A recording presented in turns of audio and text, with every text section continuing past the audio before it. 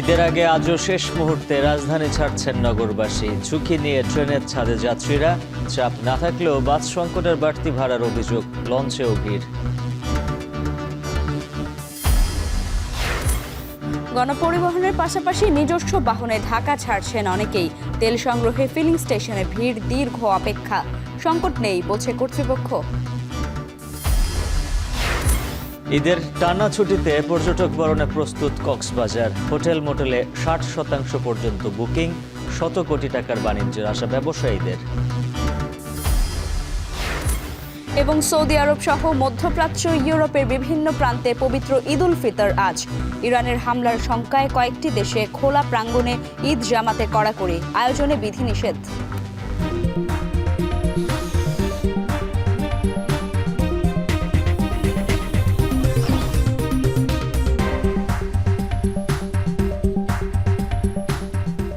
স্বাগত এখন সকালে। পুরো আয়োজন জুড়ে সঙ্গে আছি আমরা দুজন। আমি লাইবা জান্নাত এবং আমি উজ্জ্বল হাফিজ। শুরুতেই ঈদ যাত্রার খবর।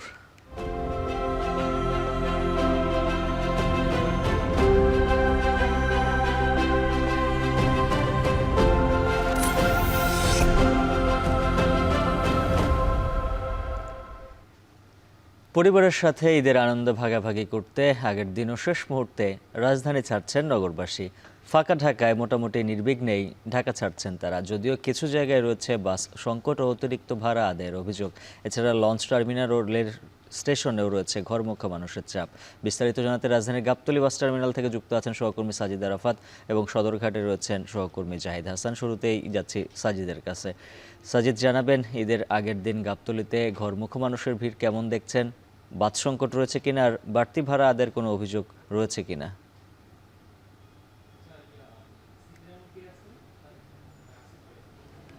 উজ্জ্বল, ঈদ যাত্রার খবর যদি জানাতে চাই, আজকে শেষ রমজান। এই শেষ রমজানের দিনেও ঢাকা ছাড়ছে বহু মানুষ, যদিও সংখ্যাটা অনেকটাই কমে এসেছে, কেননা এর মধ্যেই যে ছুটি শুরু হয়ে গিয়েছে তার মধ্যেই কিন্তু অনেক মানুষ ঢাকা ছেড়ে চলে গিয়েছে। তবে শেষ দিকে এসে আমরা দেখছি যেসব মানুষ সিদ্ধান্তহীনতায় ভুগছিলেন, বাড়ি যাবেন কি যাবেন না, শেষ মুহূর্তে অনেকেই সিদ্ধান্ত নিয়ে পরিবার পরিজন নিয়ে কিন্তু ঢাকা ছাড়ছেন। এবং অনেকেই বেশ কয়েকদিন কর্মব্যস্ত ছিলেন, বা কেউ কেউ আছেন যে একেবারে নির্ঝঞ্ঝাট শেষ দিকে ঝক্কি ঝামেলা ছাড়াই যেতে চান। ঠিক সেই মানুষগুলোই আজকে ঢাকা ছাড়ছেন। এই মুহূর্তে সকালবেলা আমরা গাবতলী বাসস্ট্যান্ডে রয়েছি। এখান থেকে বেশ কিছু গাড়ি ইতিমধ্যে ছেড়ে গিয়েছে উত্তরবঙ্গের উদ্দেশ্যে, এবং ঠিক ঢাকার কাছাকাছি যে জেলাগুলো রয়েছে, বিশেষ করে রাজবাড়ী, ফরিদপুর, মানিকগঞ্জ, এই অঞ্চলের মানুষও কিন্তু আজকে ঢাকা ছাড়ছে, আমরা দেখতে পাচ্ছি এখান থেকেই। এবং পরিবার পরিজন নিয়ে এখানে অনেকেই এসেছেন সকাল থেকেই, একটু আগে ভাগেই এসেছেন অনেকে। যাদের গাড়ি 7:30, 8টা বা 8:30টার দিকে ছাড়বে, তারা কিন্তু বেশ 1-1.5 ঘন্টা আগে এখানে এসে বসে আছেন। তাদের মধ্যে একটা উৎসব আমেজের একটা আমরা দৃশ্য খেয়াল করেছি। তাদের চোখে মুখে একটা বাড়ি ফেরার যে আনন্দ, সে আনন্দের যে বিষয়টি, আমেজ, সেটি কিন্তু আমরা লক্ষ্য করেছি। এবং ছোট ছোট পরিবারের সদস্যরা রয়েছে, তাদের বাবা মায়ের হাত ধরে কেউ দাদা বাড়ি যাচ্ছেন, কেউ নানা বাড়ি যাচ্ছেন। এই যে আবেগের বিষয়টি, ঘরে ফেরার যে উৎসবের আমেজে মেতে ওঠার যে বিষয়টি, সেটি আমরা তাদের চোখে মুখে দেখেছি। এবং ভাড়ার বিষয়টি বলছিলেন, গতকাল থেকে আমরা ভাড়ার বিষয়টি নিয়ে কিন্তু মিশ্র প্রতিক্রিয়া পেয়েছি বেশ কয়েকদিন ধরেই। বিশেষ করে দূরপাল্লার যে বাসগুলো রয়েছে সেখানে 50, 100, 150 টাকা করে বেশি নেয়ার যে প্রবণতা, সেটি কিন্তু লক্ষ্য করা গেছে। এবং এই বাড়তি ভাড়াটুকু দিয়েই কিন্তু ঘরে ফিরছেন যারা উৎসবপ্রিয় মানুষ আছেন, প্রিয়জনের সঙ্গে ঈদ করার জন্য। এবং রাস্তায় যানজট ছিল গতকালও, আজকে যদিও যানজট নেই, একেবারে প্রায় অনেকটাই ফাঁকা হয়ে গিয়েছে। এই ফাঁকা ঢাকার যে বাকি মানুষরা রয়েছেন এখনও শেষ মুহূর্তে কিন্তু তারা বিড়ম্বনা এড়িয়ে বাড়ি ফেরার যে পথে রয়েছেন, এবং তাদের মধ্যে কিন্তু আমরা সেই উৎসবের আমেজটা দেখেছি। এই মুহূর্তে বেশ খানিকটা ভিড় কিন্তু রয়েছে, আমরা দেখতে পাচ্ছি। তো এই ছিল গাবতলী থেকে আমার কাছে ঘরে ফেরা মানুষের সবশেষ খবর। এবারে জানবো নৌপথের চিত্র। সদরঘাট থেকে যুক্ত আছেন সহকর্মী জাহিদ হাসান। জাহিদ, জানাবেন নৌপথে এক সকালবেলা যাত্রী চাপ কেমন রয়েছে?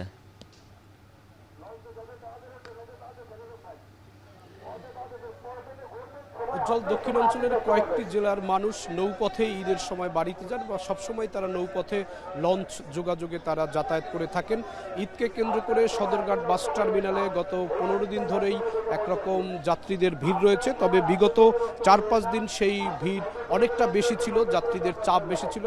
সকাল থেকে যাত্রীদের চাপ চোখে পড়ার মতো রয়েছে সদরঘাট লঞ্চ টার্মিনালে, কারণ আজকে রোজার শেষের দিন আর একদিন পর অর্থাৎ কয়েক ঘন্টা পরেই ঈদের আনন্দ। এ কারণে সকাল সকালেই দক্ষিণাঞ্চলের মানুষ, বিশেষ করে চর জেলা ভোলা, বদ্বীপ জেলা ভোলা, বরগুনা, পটুয়াখালী, ঝালকাঠি, পিরোজপুর এই অঞ্চলগুলো, বরিশালের বিভিন্ন উপজেলা, একই সঙ্গে চাঁদপুরের মানুষরা কিন্তু এই সদরঘাট লঞ্চ টার্মিনাল থেকে তারা স্বজনদের কাছে শিকড়ের টানে মাটির ঘ্রাণ নেওয়ার জন্য তারা ঢাকা ছাড়ছেন। আর ছুটি যেহেতু সব ধরনের প্রতিষ্ঠানের ছুটি হয়ে গেছে ঈদের আগের দিন আজ, এ কারণে সবাই বাড়িতে ফেরার জন্য চেষ্টা করছেন। তারা যেই লঞ্চগুলো পাচ্ছেন সেই লঞ্চগুলোতেই উঠে যাচ্ছেন এবং নির্ধারিত সময়ের মধ্যেই লঞ্চগুলো ছেড়ে দেওয়ার চেষ্টা করছে। এবং মোটামুটি সকাল থেকে যে লঞ্চগুলো এই সদরঘাট লঞ্চ টার্মিনালে ভিড় করছে বা যারা নোঙর করে আছে, তারা বলছেন যে তাদের যাত্রী ভরা মাত্রই, যাত্রী বোঝাই হওয়া মাত্রই তারা ছেড়ে যাচ্ছেন এবং তারা কোনো সময় বেঁধে দিচ্ছেন না। এ কারণে যাত্রীরা এসে তারা তাদের নির্ধারিত যে লঞ্চ রয়েছে, তাদের যে রুট রয়েছে, যেই জেলায় যারা যাবেন, যেই এলাকায় যারা যাবেন, সেই লঞ্চগুলোতে তারা উঠছেন। ভাড়ার ক্ষেত্রে এখন পর্যন্ত বড় ধরনের কোনো অভিযোগ সদরঘাট লঞ্চ টার্মিনাল থেকে পাওয়া যায়নি, কারণ এখানে ভাড়া সরকার ঈদের আগে 10% কমিয়ে দেওয়া হয়েছিল। সেই ভাড়ার মধ্যেই অধিকাংশ লঞ্চগুলো থাকলেও কিছু ক্ষেত্রে ব্যতিক্রম রয়েছে, কিছু ক্ষেত্রে অভিযোগ থাকলেও এই সদরঘাট লঞ্চ টার্মিনালে গত পরশুদিন একটি দুর্ঘটনা ঘটার কারণে এখানে আইনশৃঙ্খলা বাহিনীর তৎপরতা বেড়েছে। সরকারের সংশ্লিষ্ট যারা রয়েছেন, এই বাংলাদেশ অভ্যন্তরীণ নৌ পরিবহন কর্তৃপক্ষ BIWT এর, তারা এখানে কাজ করছেন। সবকিছু মিলিয়ে সদরঘাট লঞ্চ টার্মিনালে এবারের ঈদের যে যাত্রা, সেই যাত্রায় বড় ধরনের কোনো বিশৃঙ্খলা এখন পর্যন্ত দেখা যায়নি এবং যারা যেতে চাচ্ছেন তাদের গন্তব্যে তারাও কাঙ্ক্ষিত লঞ্চ পাচ্ছেন। এবং আরেকটি বিষয় হচ্ছে যে সদরঘাট লঞ্চ টার্মিনাল থেকে দেশের দক্ষিণাঞ্চলের যে লঞ্চগুলো ছেড়ে যায়, সেই লঞ্চগুলো আকারে অনেকটা বড় এবং এক একটি লঞ্চে কয়েক হাজার মানুষ নির্বিঘ্নে, স্বাচ্ছন্দ্যে এবং নিরাপদে যাতায়াত করতে পারেন। এবং এই কারণে এই নৌপথে যাতায়াতের একটি চাহিদা রয়েছে মানুষের কাছে এবং একসঙ্গে পরিবার পরিজনের সদস্য নিয়ে এবং সঙ্গে অনেক ধরনের জিনিসপত্র নিয়ে বাড়িতে যাওয়া যায় সহজে এবং নিরাপদে যাওয়া যায়। এ কারণেই সড়কের থেকে নৌপথেই দক্ষিণাঞ্চলের কয়েকটি জেলার মানুষ বেশি যাতায়াত করে থাকেন। যদিও পদ্মা সেতু হয়ে যাওয়ার পরে, পদ্মা সেতু চালু হওয়ার পরে এই সদরঘাট লঞ্চ টার্মিনালে যাত্রীদের যে কয়েক বছরের যে ভিড় থাকতো, এই সময় যে উপচে পড়া ভিড়, যে দুর্ঘটনার আশঙ্কা থাকতো, মানুষের মধ্যে ভোগান্তি চলে আসতো, সেই বিষয়গুলো কমে গেছে এবং অনেকটা বলা যায় যে সড়ক এবং নৌপথের দুই পথে যাতায়াতের কারণে যাত্রীদের কিছুটা চাপ এখন সদরঘাট লঞ্চ টার্মিনালে কম রয়েছে। কারণ আমরা 4-5 বছর আগে দেখেছি যে ঈদ মানে সদরঘাট লঞ্চ টার্মিনালে উপচে পড়া ভিড়, যাত্রীদের ভোগান্তি, অতিরিক্ত ভাড়া, সব কিছু মিলিয়ে আমাদের এই সদরঘাট লঞ্চ টার্মিনালে আমাদের এখানে যেই পরিস্থিতি রয়েছে, সেখানে দেখতে পাচ্ছি যে সকাল থেকে একদম ভোর থেকে মানুষ সদরঘাট লঞ্চ টার্মিনালে ছিল। এই হচ্ছে আমার কাছে সবশেষ। BRB হসপিটালস লিমিটেড, কাঙ্ক্ষিত সেবার ঠিকানা। কাল ঈদ, তবে এখনও চলছে ঘরমুখী মানুষের ঈদ যাত্রা। বাস, ট্রেন ও লঞ্চের পাশাপাশি অনেকেই বাড়ি ফিরছেন নিজ বাইক কিংবা বাহনে। এতে করে তেলের সংকট না থাকলেও রাজধানীর পেট্রোল পাম্পগুলোতে ছিল ভিড় চোখে পড়ার মতো। অন্যদিকে ঈদ সামনে রেখে কিছু ATM বুথে টাকা তুলতে না পারার অভিযোগ থাকলেও ফাঁকা ঢাকায় লেনদেন ছিল স্বাভাবিক। আরও জানাচ্ছেন তহিদুল তারেক।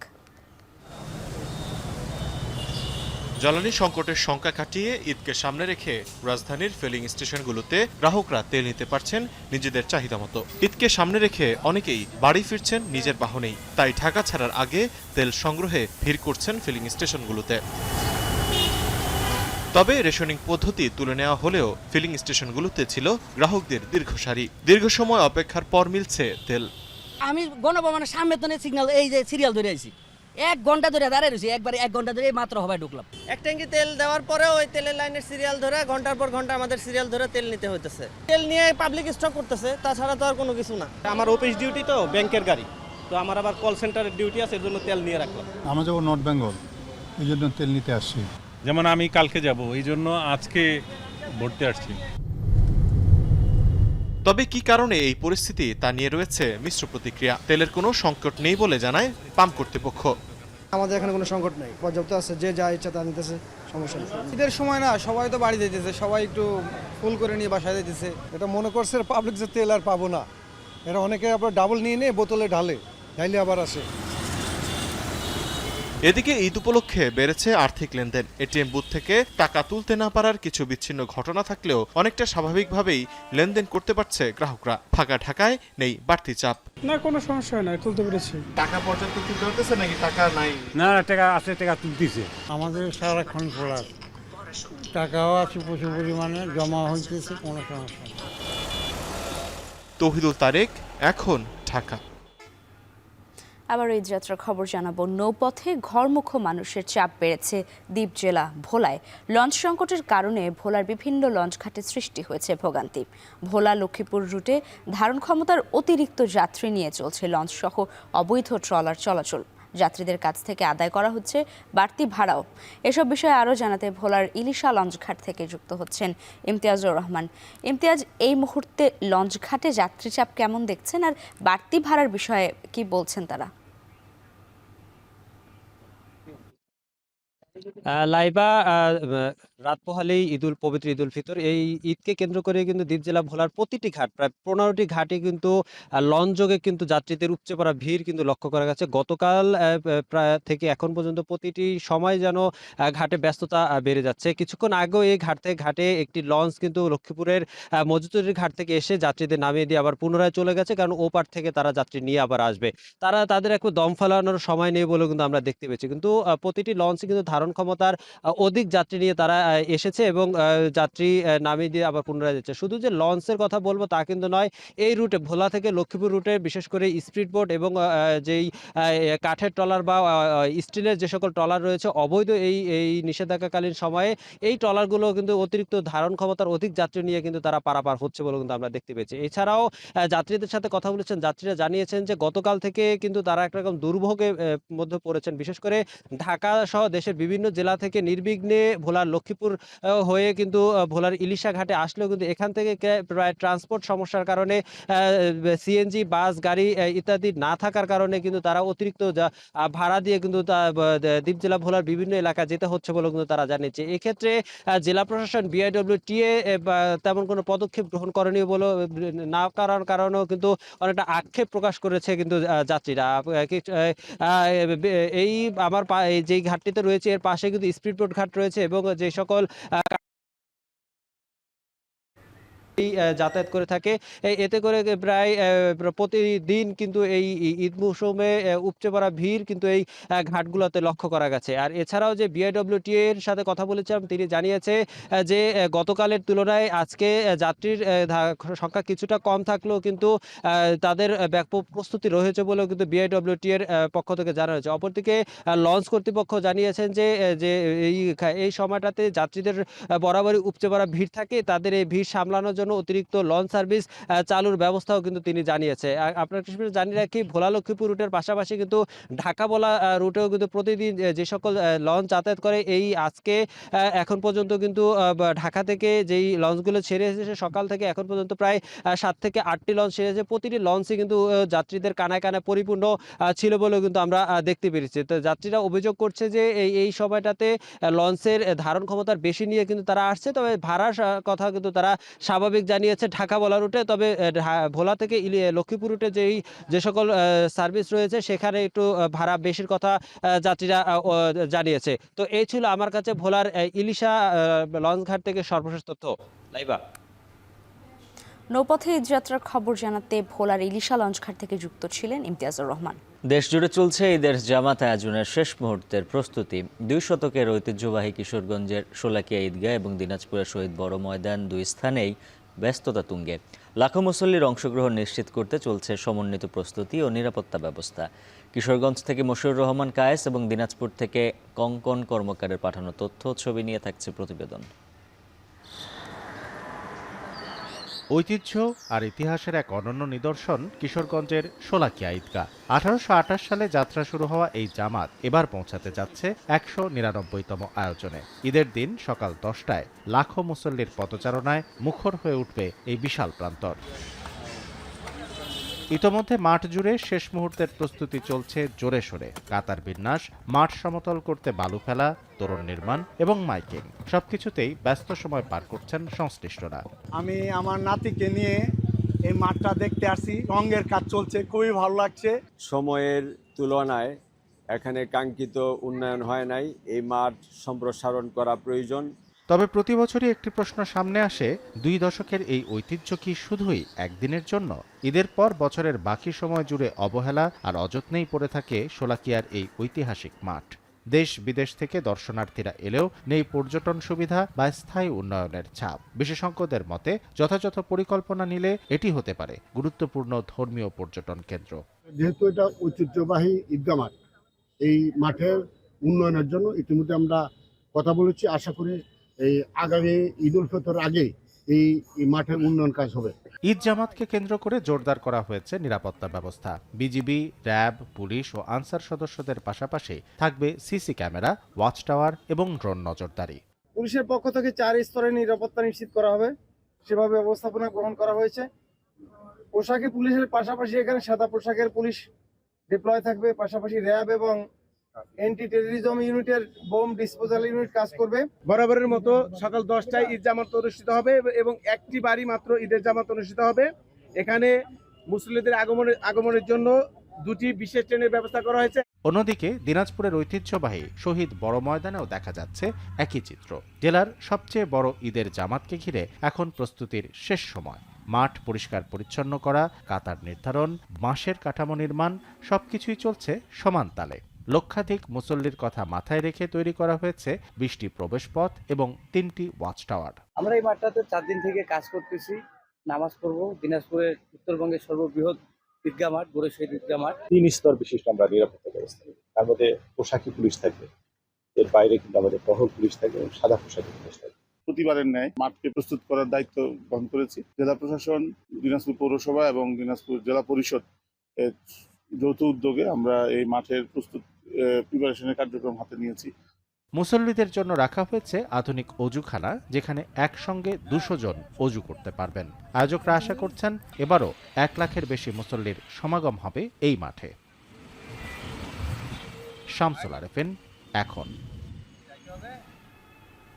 1.5 মাসের স্থবিরতা কাটিয়ে সুদিনের অপেক্ষায় কক্সবাজারের পর্যটন খাত। ঈদ উল ফিতরের ছুটি ঘিরে পর্যটকদের বরণে সৈকতের শহরে এখন শেষ মুহূর্তের প্রস্তুতি। ঈদের পরদিন থেকে কয়েক লাখ পর্যটকের সমাগম এবং শত কোটি টাকার বাণিজ্যের আশা করছেন সংশ্লিষ্টরা। মনতোষ বেতজ্ঞর প্রতিবেদন, ছবি তুলেছেন মোহাম্মদ রাসেল। প্রায় 1.5 মাস ধরে অনেকটা পর্যটক শূন্য কক্সবাজার সমুদ্র সৈকত। পর্যটকের কোলাহল নেই হোটেল মোটেলে, একই অবস্থা পর্যটন নির্ভর ব্যবসা প্রতিষ্ঠানগুলোতেও। দীর্ঘ এই মন্দা কাটাতে আসন্ন ঈদের দিকে তাকিয়ে আছেন ব্যবসায়ীরা। ঈদ উল ফিতরের পরদিন থেকে ব্যাপক পর্যটক সমাগমের আশায় হোটেল রেস্তোরাঁগুলোতে চলছে ধোয়া মোছা ও শেষ মুহূর্তের সংস্কার কাজ। সৈকতের ঘোড়াওয়ালা, ছাতা চেয়ার মালিক ও ক্ষুদ্র ব্যবসায়ীরাও এখন মুখিয়ে আছেন পর্যটকদের বরণে। যে ইনশাল্লাহ ভালো আশা করতেছি। মাস তো আপনার লোকজন ছিল না রমজানের কারণে। ঈদের পরে পর্যটন বেশি আসলে আমাদের ব্যবসাও ভালো হবে। এখন 200-300 টাকা হয় এগুলা করার খাওয়ানোর জন্য আমরা ব্যবস্থা করছি। আর আমরা ঈদের পর থেকে আমরা ভালো টাকা কামাতে পারবো। বেশি কষ্টের মধ্যে ছিলাম আমরা রমজান মাসে, তাও চেষ্টা করতেছি ওটা এগিয়ে যাওয়ার জন্য। ইতিমধ্যে বড় বড় হোটেলগুলোর প্রায় 50 থেকে 60% কক্ষ অগ্রিম বুকিং হয়ে গেছে। মাঝখানে যে 23-24 যে একটা সরকারি ছুটি, যে সরকারি ওপেন ডে আছে, এটার কারণে কিন্তু অনেকাংশে কিন্তু কমে যাচ্ছে। আমি আশা করছি যে এই 2 দিনেও যদি টুরিস্টরা যদি আসার আগ্রহটা যদি হয়, তাহলে হবে কি কক্সবাজারে টানা একটা ছুটির আমেজ বিকাশ করতে এবং পর্যটকের কিন্তু একদম ভরপুর হয়ে যাবে। রমজান শেষে আমাদের কক্সবাজারের হোটেল মোটার মালিক সমিতি আমরা সারা মাস রমজান ধরে প্রস্তুতি নিয়েছি, যাতে ঈদের দিন থেকে পর্যটকদের বরণ করতে পারি। এই পর্যন্ত আমাদের প্রায় 30 থেকে 60% পর্যন্ত হোটেল বুকিং হয়েছে। আশা করতেছি আগামী 2-3 দিন যেহেতু রয়েছে শতভাগ বুকিং হয়ে যাবে। এদিকে পর্যটকদের নিরাপত্তা নিশ্চিত করতে এবং অতিরিক্ত ভাড়া বা হয়রানি রোধে কঠোর অবস্থানের আশ্বাস দিয়েছে স্থানীয় প্রশাসন। হোটেল রেস্তোরাঁ মালিকদের দেওয়া হয়েছে প্রয়োজনীয় নির্দেশনা। আমরা আলাদা করে আইন শৃঙ্খলা মিটিংও করেছি এই পর্যটকদের আগমন উপলক্ষে, এবং বিভিন্ন হোটেল মোটেল মালিক যারা আছেন, ওনার্স যারা আছেন, তার সাথে সংশ্লিষ্ট স্টেক হোল্ডার্স যারা আছেন, তাদের সবাইকে নিয়ে আমরা সভা করেছি এবং আমরা কার্যক্রম যার যার ভাগ করে নিয়েছি। আমাদের আইন শৃঙ্খলার পার্ট আছে, তারপরে আমাদের এখানে যেই জেলা প্রশাসনের বিচ ম্যানেজমেন্ট কমিটির যে 3টি তথ্য অভিযোগ কেন্দ্র আছে, সেই 3টি তথ্য অভিযোগ কেন্দ্রে আমাদের সার্বক্ষণিক মানুষজন থাকবেন।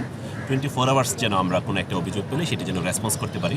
ঈদের ছুটিতে আবারও মুখর হয়ে উঠবে পর্যটন নগরী কক্সবাজার, আর এর মাধ্যমেই স্থবির হয়ে পড়া এই খাতে বইবে সুবাতাস, এমনটাই প্রত্যাশা সংশ্লিষ্ট সকলের। মনোজ বেদজ্ঞ, এখন কক্সবাজার। প্রধানমন্ত্রী তারেক রহমানকে ঈদ উল ফিতরের শুভেচ্ছা জানিয়েছেন ভারতের প্রধানমন্ত্রী নরেন্দ্র মোদী। ভারতীয় হাইকমিশন জানায়, তারেক রহমানকে পাঠানো চিঠিতে ভারত সরকার ও জনগণের পক্ষ থেকে বাংলাদেশের জনগণকে ঈদ উল ফিতরের শুভেচ্ছা জানিয়েছেন নরেন্দ্র মোদী। চিঠিতে উল্লেখ করা হয়েছে, ঈদ উল ফিতর উদযাপন পরস্পরের সহানুভূতি, ভ্রাতৃত্ব এবং একতার মতো চিরন্তন মূল্যবোধের কথা স্মরণ করিয়ে দেয়। দুই দেশের মধ্যে বন্ধুত্ব ও সৌহার্দ্যের বন্ধন আরও দৃঢ় করার প্রত্যাশাও ব্যক্ত করেন ভারতের প্রধানমন্ত্রী।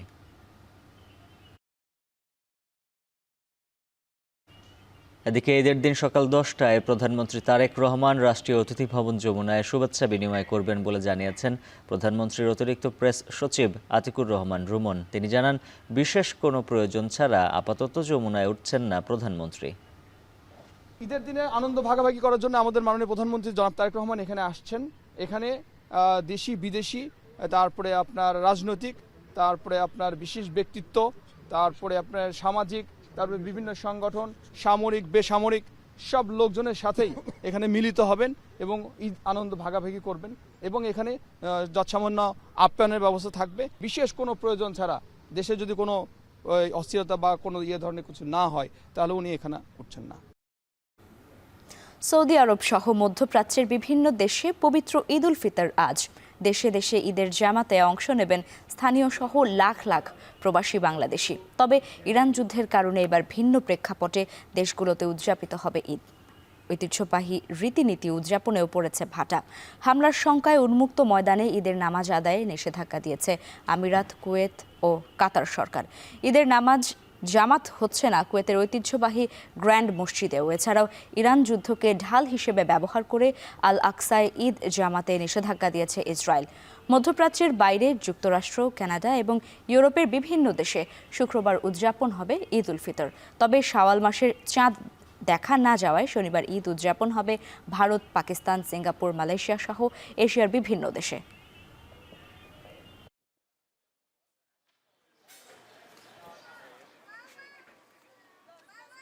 ঢাকা।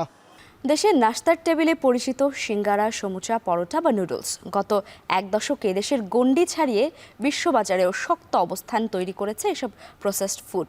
পাড়ি দিচ্ছে ইউরোপ আর মধ্যপ্রাচ্যের বাজারে। উদ্যোক্তারা বলছেন, বর্তমানে বিশ্বের 146টি দেশে বছরে $400 মিলিয়ন প্রসেসড ফুড রপ্তানি হচ্ছে, আর হিমায়িত মাছ রপ্তানি হচ্ছে প্রায় $450 মিলিয়ন। সম্প্রতি চট্টগ্রামের রপ্তানিমুখী কারখানা ঘুরে যুক্তরাজ্যের বাজারে এই শিল্পের সম্ভাবনার চিত্র তুলে ধরেন British high commissioner Sarah Cooke. বিস্তারিত জানাচ্ছেন ফয়সাল করিম।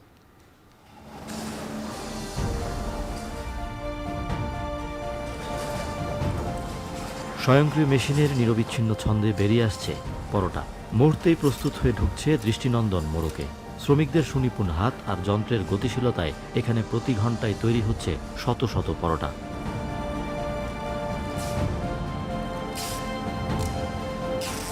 চট্টগ্রামের সাগরিকা এলাকার এই কারখানাটি হিমায়িত খাদ্য উৎপাদনে শীর্ষ রপ্তানি প্রতিষ্ঠান সিমার্ক গ্রুপের, যেখান থেকে এসব পরোটা পাড়ি দিবে যুক্তরাজ্য ও ইউরোপের নানা দেশে। শুধু পরোটা নয়, কারখানা থেকে রপ্তানি হয় সমুচা ও নানা পিঠাপুলিও। কারখানা কর্তৃপক্ষ জানান, প্রায় অর্ধশত বছর আগে সামুদ্রিক মাছ রপ্তানিকারক প্রতিষ্ঠান হিসেবে যাত্রা শুরু হলেও মৎস্য সম্পদের সংকট থাকায় প্রতিষ্ঠানটি এখন ঝুঁকছে অন্যান্য হিমায়িত খাদ্য রপ্তানিতে। ইয়ারলি আমরা প্রায় চিংড়ির ক্ষেত্রে ধরেন 100 থেকে 150 কন্টেইনার পাঠাচ্ছি। আগে আরও বেশি ছিল র মেটেরিয়ালের শর্টেজের জন্য, বিশেষ করে বাগদার শর্টেজ আছে। আর পেস্ট্রি আইটেমগুলি ধরেন সর্বোচ্চ 100 কন্টেইনার আমরা বাইরে রপ্তানি করি। উদ্যোক্তারা জানান বাংলাদেশ 146টি দেশে বছরে প্রায় $400 মিলিয়ন প্রস্তুতকৃত খাদ্য রপ্তানি করে, যার মধ্যে আছে পরোটা, বিস্কুট, নুডলস, জ্যাম, জেলি সহ 172 ধরনের পণ্য। আর হিমায়িত মাছ রপ্তানি করা হয় বছরে প্রায় $450 মিলিয়ন। তবে বর্তমানে মাছের ঘাটতি, কৃষিতে সংকট আর বৈশ্বিক বাজারের মন্দা ভাবাচ্ছে তাদের। আপনি কোটি কোটি টাকা ইনভেস্ট করবেন, করার পরে দেখা যায় এই আইন পরিবর্তন হয়ে গেছে, এইটা হবে না, ওইটা আনতে পারবেন না। নতুন গভর্নমেন্ট আমরা উৎসাহিত এবং আমরা চাইবো ওরা আমাদেরকে একটু সহযোগিতা করুক।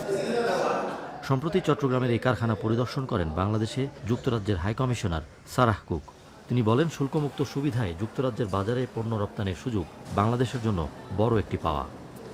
But more Bangladeshi companies can benefit. We'd love to see more exporters products from Bangladesh being exported into the UK market.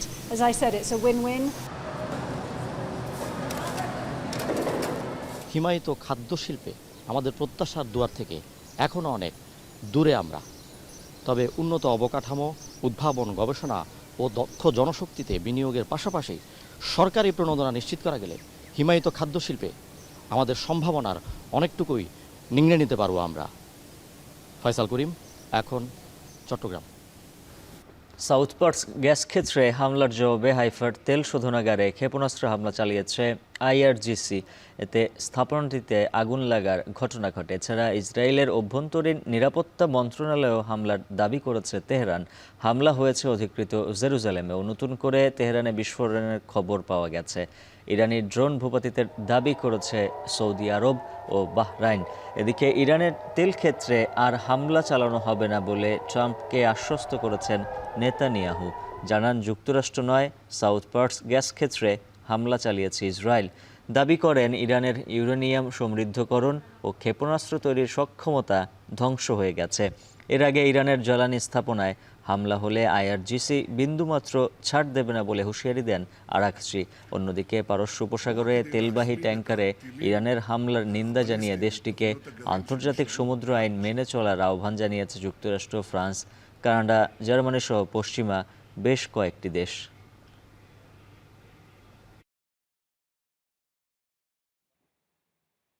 কাতারের গ্যাস স্থাপনায় হামলায় সবচেয়ে বেশি ঝুঁকিতে বাংলাদেশ, ভারত ও পাকিস্তান। জ্বালানি বিশ্লেষণকারী প্রতিষ্ঠানগুলোর সংখ্যা, ক্ষয়ক্ষতির মাত্রা বেশি ও পুনরায় কার্যক্রম শুরু করতে সময় লাগায় বিদ্যুৎ ও শিল্প খাতের বড় ধরনের ক্ষতির মুখে এশিয়ার এই তিন দেশ। এদিকে চলমান সংঘাতের ফলে উদীয়মান দেশগুলোর অর্থনীতিকে বাঁচাতে আইএমএফ সহ অন্যান্য আর্থিক প্রতিষ্ঠানকে এগিয়ে আসার আহ্বান বিশেষজ্ঞদের। অনুপ্রসাদ জানাচ্ছেন বিস্তারিত। দীর্ঘায়িত হচ্ছে ইরান যুদ্ধ। তেহরানের সরকারি বেসরকারি স্থাপনাগুলোতে হামলার জবাবে শুরুতে ইসরায়েল ও মধ্যপ্রাচ্যের মার্কিন ঘাঁটিগুলোতে অভিযান চালায় আইআরজিসি। তবে নতুন করে উপসাগরীয় দেশগুলোর জ্বালানি স্থাপনাগুলোকে টার্গেট করছে তেহরান। নতুন করে কাতারের এলএনজি টার্মিনাল ইরানি ক্ষেপণাস্ত্র হামলায় ক্ষতিগ্রস্ত হয় বড় ধরনের বিদ্যুৎ ও শিল্প উৎপাদন ব্যাহতের ঝুঁকিতে বাংলাদেশ, ভারত ও পাকিস্তান। জ্বালানি খাত নিয়ে কাজ করা প্রতিষ্ঠান কেপালারের তথ্য মতে বাংলাদেশের এলএনজি আমদানির ৭০% যোগান দেয় কাতার, আর ভারত ও পাকিস্তান কাতার থেকে যথাক্রমে ৪০ ও ৯৯% এলএনজি আমদানি করে। হরমুজ প্রণালীতে অস্থিরতার কারণে মার্চ থেকে এলএনজি উৎপাদন সাময়িকভাবে বন্ধ করে রাশ লাফান। জ্বালানি বিশেষজ্ঞদের শঙ্কা, ইরানি হামলায় ক্ষতিগ্রস্ত হওয়া স্থাপনাটি পুনরায় চালু করতে অনেক বেশি সময় লাগতে পারে। এছাড়াও বিশ্লেষকদের শঙ্কা, পূর্ণাঙ্গ অর্থনৈতিক সংকট দেখা দিলে ঝুঁকিতে পড়বে এশিয়ার উদীয়মান অর্থনীতির দেশগুলো। Countries that have large petroleum imports, for example, countries like Pakistan, Egypt have had petroleum import bills last year of more than $10 billion each. Second, countries that have weak external balances. এ অবস্থায় আন্তর্জাতিক মুদ্রা তহবিল সহ অন্যান্য আর্থিক প্রতিষ্ঠানগুলোকে চলমান সংঘাতের কারণে পরোক্ষভাবে ক্ষতিগ্রস্ত দেশগুলোর সাহায্যে এগিয়ে আসার আহ্বান বিশ্লেষকদের। অর্ণব প্রসাদ, এখন বিশ্ব। অধিনায়কত্ব হারানোর পরেই কি রান করতেও ভুলে গিয়েছেন নাজমুল হোসেন শান্ত? গত বছরের শুরুতে ওয়ানডে দলের অধিনায়কের পদ থেকে সরিয়ে দেওয়া হয় শান্তকে। এরপর থেকেই বড় রানের দেখা পাননি তিনি, যার ফলে ভুগছে দলও। আরও জানাচ্ছেন জুবাইর আহমেদ। 9 আন্তর্জাতিক ওয়ানডে ম্যাচ, তাতে করেছেন 157 রান, গড় 17.44। 2025 সালের জুলাই থেকে নাজমুল হোসেন শান্তর পারফরমেন্সের চিত্রটা এমনই। ওয়ানডেতে 2 বছর আগেও রানের ফোয়ারা ছিল শান্তর ব্যাটে, কিন্তু 2025 চ্যাম্পিয়ন্স ট্রফির আগে অধিনায়কের দায়িত্ব থেকে অব্যাহতি পাওয়ার পরে যেন নিভে গেল সেই ক্ষুরোদার ফর্ম। সবশেষ ওয়েস্ট ইন্ডিজ সিরিজের 44 রানের ইনিংসটাই এ সময় তার সর্বোচ্চ। অধিনায়ক হিসেবে 13 ইনিংসে 1 সেঞ্চুরি এবং 450 করেছিলেন শান্ত, যার অর্থ প্রতি 3 ইনিংসের কমে একবার করে 50 ল্যান্ডমার্ক পেরিয়েছিলেন এই টপ অর্ডার ব্যাটার। গড় ছিল 51.27, স্ট্রাইক রেট 81 এর বেশি। অথচ অধিনায়কত্ব ছাড়া শান্তর গড় 25.97, আর শেষ 9 ম্যাচে সেটা নেমে এসেছে 17.5 এর নিচে। অধিনায়ক শান্তকে খুব কাছ থেকেই দেখেছেন জাতীয় দলের সাবেক নির্বাচক হান্নান সরকার। শান্তর ফর্ম এবং ক্যাপ্টেন্সির যোগসূত্র ঠিক কতটা সেই ব্যাখ্যাও দিয়েছেন তিনি। তাকে কাছ থেকে দেখেছি ক্যাপ্টেন্সিটা খুব এনজয় করে। ক্যাপ্টেন্সি না করলে যে সে মানে পারফর্ম করবে না ব্যাপারটা তা না, বাট ক্যাপ্টেন্সিটা থাকলে তার যে বডি ল্যাঙ্গুয়েজ, তার অ্যাটিটিউড, প্রতিটা জায়গায় আলাদা একটা চার্ম বা একটা ইন্সপিরেশন দেখা যায়। সো সেটার বাইরে নিশ্চিতভাবে সে পারফর্ম করতে চায়, সে চেষ্টা করছে। অবশ্য শান্ত খুব শীঘ্রই রানের ধারে ফিরবেন এমন বিশ্বাসও আছে তার। আমার মনে হয় অনেক সময় একটা ব্যাটসম্যান কিন্তু ব্যাট পেয়ে যায়, এবং আপনি দেখবেন যে 6 মাস 1 বছর অনেক প্লেয়াররাই কিন্তু অফ ফর্মে চলে যায়, এরকম হয়, আবার ফিরে আসে। বিরাট কোহলির মতো প্লেয়ারকে আমরা দেখেছি 3 বছর 100 ছাড়া, বাট কোয়ালিটি প্লেয়ার হলে সে আবার ফিরে চলে আসে। সবশেষ পাকিস্তান সিরিজে শান্তর ব্যাটে রানের আভাস দেখা দিয়েছে, সেটাই এই মুহূর্তে স্বস্তি দিচ্ছে বাংলাদেশের ক্রিকেট ভক্তদের। জুবাইর আহমেদ, এখন, Dhaka. African cup of Nations কেড়ে নেয়ায় প্রতিবাদের ঝড় চলছে পশ্চিম আফ্রিকার দেশ সেনেগালে। দেশটির ফুটবল ভক্তরা রীতিমতো ক্ষোভে ফুঁসছেন ফুটবল নিয়ন্ত্রক সংস্থা CAF এর বিরুদ্ধে। সংস্থাটির পদে থাকা সেনেগালিজ কর্তা ব্যক্তিরাও ক্ষুব্ধ শিরোপা কেড়ে নেওয়ার সিদ্ধান্তে। জুবাইর আহমেদের আরেকটি প্রতিবেদন। শিরোপা উৎসবে প্রায় 2 মাস পর আফ্রিকান কাপ অফ নেশনসের শিরোপা হারালো সেনেগাল। ফাইনালে মরক্কোকে দেয়া পেনাল্টির প্রতিবাদে 17 মিনিট খেলা বন্ধ রেখেছিল সাদিও মানের দল। সেটাই কাল হয়ে দাঁড়ালো সেনেগালের জন্য। মাঠের খেলায় সেদিন 1-0 গোলের জয় পেলেও CAF এর সিদ্ধান্ত অনুযায়ী মরক্কোর কাছে তারা হেরেছে 3-0 ব্যবধানে। আকস্মিক এই শিরোপা কেড়ে সিদ্ধান্ত নিয়ে দ্বিমত আছে খোদ সেন্ট্রাল আফ্রিকান ফুটবলে। মরক্কোকে শিরোপা দেওয়ার ঘটনা চরম দুঃখজনক বলে উল্লেখ করেছেন কার্যনির্বাহী পরিষদের জ্যেষ্ঠ সদস্য অগাস্টিন সেনঘোর। তার মতে এটি ফিফা এবং CAF এর আইনের লঙ্ঘন। এমন এক সিদ্ধান্তের প্রতিবাদ জানানো উচিত সকল সদস্যের। সেনেগাল ফুটবলের সাবেক এই প্রেসিডেন্ট আভাস দেন শিরোপার প্রশ্নে কোর্ট অফ অ্যাট্রিবিউশন ফর স্পোর্টসও আপিল করতে যাবে সেনেগাল। দেশটির সাধারণ ভক্তদের মাঝেও দেখা দিয়েছে ক্ষোভ। অন্যদিকে মরক্কো ফুটবলের ভক্তরাও চমকেছেন এমন সিদ্ধান্তে। There's no fair play in it. Football should be played on the field of play and should not be decided in the boardroom. We feel like the mandate was stolen, because this win rightfully belonged to Senegal and not Morocco. তবে মরক্কোকে শিরোপা দিয়ে দেওয়ার এই সিদ্ধান্তে এখন পর্যন্ত নীরব রয়েছে বিশ্ব ফুটবলের নিয়ন্ত্রক সংস্থা ফিফা। তাদের এমন নীরবতার সমালোচনাও করেছেন আফ্রিকান ফুটবল সংশ্লিষ্টরা। ক্যামেরুন, ঘানা এবং সেনেগালের সাবেক কোচ ক্লড লেরয় এমন ঘটনার দায় দিয়েছেন খোদ ফিফা প্রেসিডেন্ট জিওফান্নি ইনফান্তিনোকে। জুবাইর আহমেদ, এখন। শেষ করছে এখন সকাল। তার আগে শিরোনামগুলো জানিয়ে দিচ্ছে আরও একবার।